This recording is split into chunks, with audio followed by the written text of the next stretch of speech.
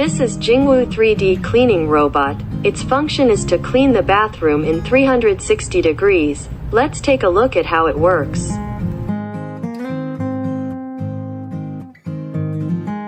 First, Jingwu cleaning robot can identify the location of the door and open it automatically.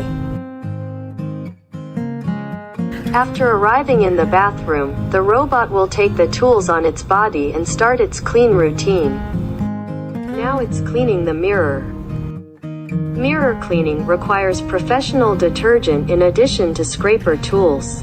The space for placing the detergent is arranged inside the fuselage, and it can be sprayed and used through the front nozzle of the robotic arm. The next step is cleaning the wash basin. The wash basin area contains a variety of materials, such as marble countertops, ceramic basins, and metal bathroom. Likey.